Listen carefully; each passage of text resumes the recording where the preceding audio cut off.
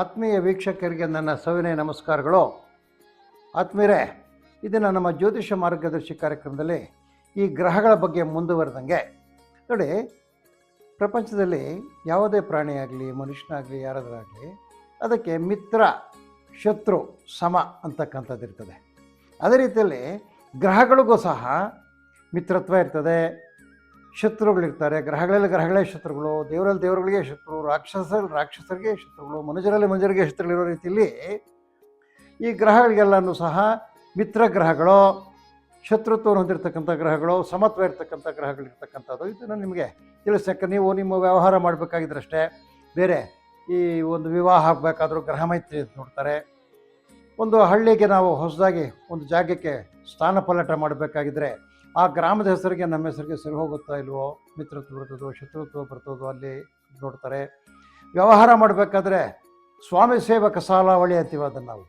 ಈ ಸ್ವಾಮಿ ಸೇವಕ ಅಂದರೆ ಸ್ವಾಮಿ ಸೇವಕ. ಒಂದು ಅಂಗಡಿ ಓನರ್ ಇರ್ತಾರೆ, ಒಬ್ಬರು ಕೆಲಸಗಾರ ಇಟ್ಕೋಬೇಕಾಗಿದ್ದರೆ ಅವನಿಗೆ ಯಾವ ರಾಶಿಯವನಾಗಿದ್ದರೆ ನಮಗೆ ಸರಿ ಹೋಗುತ್ತೆ ಅಂತಕ್ಕಂಥದ್ದನ್ನು ಕೇಳ್ತಕ್ಕಂಥ ಜ್ಯೋತಿಷದಲ್ಲಿದೆ. ಅದೇ ರೀತಿ ಇವಾಗ ನಾವು ಈ ಗ್ರಹಗಳ ಮಿತ್ರತ್ವ, ಶತ್ರುತ್ವ ಹಾಗೂ ಸಮಬಲಗಳನ್ನ ತಿಳ್ಕೊಳ್ಳೋಣ.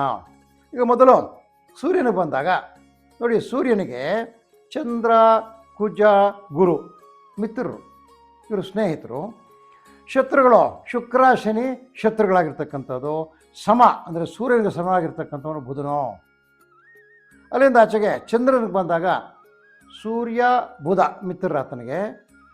ಈತನಿಗೆ ಚಂದ್ರನಿಗೆ ಶತ್ರುಗಳೇ ಇಲ್ಲ ನೋಡಿ, ವಿಶೇಷ ಇರ್ತಕ್ಕಂಥದ್ದು. ಚಂದ್ರನು ಇಲ್ಲಪ್ಪ ಇದ್ದರೆ ಚಂದ್ರನ ಥರ ಇರಬೇಕಪ್ಪ ಅಂತಾರೆ ನೋಡಿ, ಅಜಾತ ಶತ್ರುಗಳೇ ಇಲ್ಲ ಈತನಿಗೆ. ಸಮಬಲರು ಮಾತ್ರ ಕುಜ, ಗುರು, ಶುಕ್ರ, ಶನಿ ಅಂತಕ್ಕಂಥವ್ರು ಸಮಬಲರಾಗಿರ್ತಾರೆ. ವಿಶೇಷವಾಗಿ ತಿಳ್ಕೊಳ್ಬೇಕಾಗಿರ್ತಕ್ಕಂಥದ್ದು ಚಂದ್ರನು ಅಜಾತ ಶತ್ರು. ಅಲ್ಲಿಂದ ಕುಜನಿಗೆ ಬಂದಾಗ ಕುಜನಿಗೆ ಗುರು, ಚಂದ್ರ, ಸೂರ್ಯ ಮಿತ್ರರು. ಬುಧನು ಶತ್ರು, ಶುಕ್ರ, ಶನಿಗಳು ಸಮತ್ವ ಇರ್ತಕ್ಕಂಥದ್ದು. ಈ ದಿನ 3 ಗ್ರಹಗಳ ಬಗ್ಗೆ ತಿಳಿಸ್ಕೊಟ್ಟಿದ್ದೀನಿ. ನಾಳೆ ಒಂದು 3 ಗ್ರಹಗಳ ಬಗ್ಗೆ ಅವರ ಮಿತ್ರತ್ವ ಏನೋ, ಸಮಬಲ ಏನೋ, ಶತ್ರುತ್ವವನ್ನು ತಿಳಿಸ್ಕೊಡ್ತಕ್ಕಂಥದ್ದು.